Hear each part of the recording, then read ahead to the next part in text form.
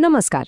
ચાલો આજે આપણે સાઈ ટીબી સ્કિન ટેસ્ટને એકદમ સરળ રીતે સમજીએ. આ ટેસ્ટ કેવી રીતે કરવામાં આવે છે અને એના પરિણામોનો શું અર્થ થાય છે.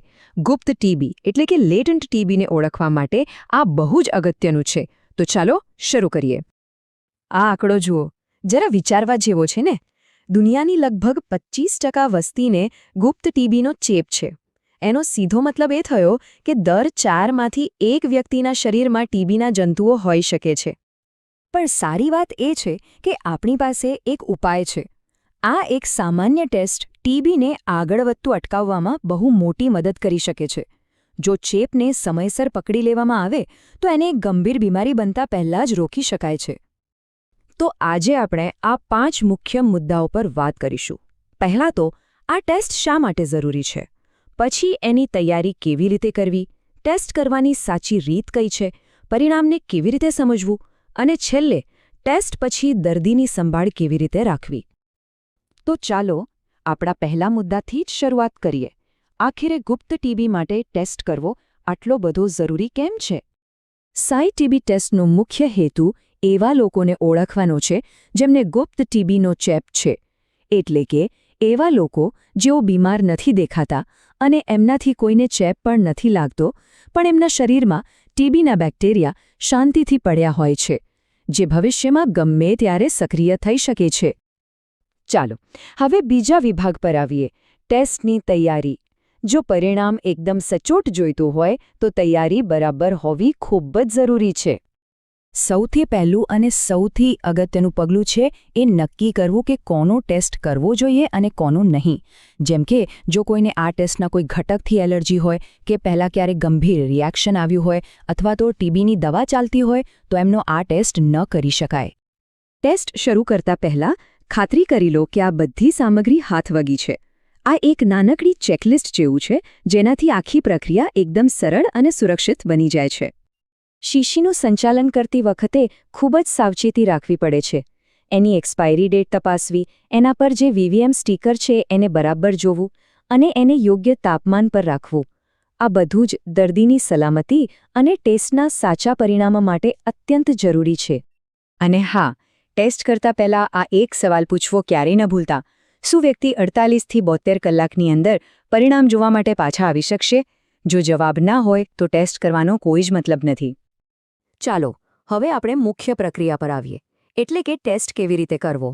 આમાં ચોકસાઈ રાખવી ખૂબ જ જરૂરી છે.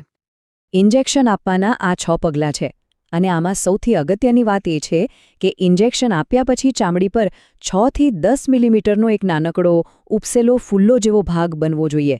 જો આ બને તો સમજવું કે પ્રક્રિયા બરાબર થઈ છે. હવે આવે છે આખી પ્રક્રિયાનું સૌથી મહત્વનો ભાગ, પરિણામોનું વાંચન. અહીંયા બિલકુલ ભૂલ ન થવી જોઈએ. આ વાત ખાસ યાદ રાખજો. પરિણામ ફક્ત અને ફક્ત 48થી 72 કલાકની વચ્ચે જ વાંચવાનું છે. એનાથી વહેલું પણ નહીં અને એનાથી મોડું પણ નહીં. આ સમયનું પાલન કરવું ખૂબ જ જરૂરી છે. એક બીજી ખૂબ જ અગત્યની વાત, આપણે ચામડી પર થયેલી લાલાશને નથી માપવાની. આપણે એ જગ્યાએ જે કઠણ અને ઉપસેલો ભાગ બન્યો છે, જેને ઇન્ડ્યુરેશન કહેવાય છે, એને માપવાનો છે. એને માપવાની રીત એકદમ સીધી સાધી છે. પહેલાં આંગળીથી સ્પર્શ કરીને એની કિનારીઓ શોધી લો, પછી પેનથી એના સૌથી પહોળા ભાગ પર નિશાન કરો અને છેલ્લે એ નિશાનો વચ્ચેનું અંતર મિલીમીટરમાં માપી લો. અને પરિણામનું અર્થઘટન તો એનાથી પણ સહેલું છે. જો એ ઉપસેલો ભાગ 5 મિલીમીટર કે એનાથી મોટો હોય તો પરિણામ પોઝિટિવ છે, અને જો 5 મિલીમીટરથી નાનો હોય તો નેગેટિવ છે. બસ આટલું જ. અને હવે આપણો છેલ્લો વિભાગ, ટેસ્ટ પછી દર્દીને શું સલાહ આપવી અને કઈ પ્રતિક્રિયાઓ માટે તૈયાર રહેવું. દર્દીને સ્પષ્ટપણે સમજાવવું ખૂબ જ જરૂરી છે કે ટેસ્ટ પછી શું કરવું અને શું ન કરવું. જગ્યાને સાફ અને સૂકી રાખવાની છે, પણ એને ખંજવાળવાની કે ઘસવાની નથી. અને હા, એના પર કોઈ પણ જાતની ક્રીમ, લોશન કે પટ્ટી લગાવવાની નથી. જો સામાન્ય રીતે થોડી ખંજવાળ કે સોજો આવી શકે છે, એમાં ગભરાવાની જરૂર નથી. પણ જો તાવ, થાક કે એવા કોઈ બીજા લક્ષણો દેખાય તો તરત જ ક્લિનિકનો સંપર્ક કરવાની સલાહ આપવી જોઈએ. આ એક વાત હંમેશા યાદ રાખવા જેવી છે. પોઝિટિવ પરિણામનો મતલબ એ નથી કે વ્યક્તિને સક્રિય ટીબી છે. એનો મતલબ ફક્ત એટલો જ છે કે શરીરમાં ટીબીનો ચેપ હાજર છે. હવે એ ગુપ્ત છે કે સક્રિય એ જાણવા માટે આગળ બીજા ટેસ્ટ કરાવવા પડે છે. એટલે કે પોઝિટિવ રિપોર્ટ એ તપાસની શરૂઆત છે, અંત નહીં. તો વિચારો, માત્ર 0.8 મિલીનું એક નાનકડું ઇન્જેક્શન એક આખી વૈશ્વિક મહામારીને રોકવામાં કેવી રીતે મદદ કરી શકે છે? જવાબ સરળ છે. ગુપ્ત ટીબીને સમયસર ઓળખીને અને એની યોગ્ય સારવાર કરીને આપણે તેને ફેલાતો જ અટકાવી શકીએ છીએ.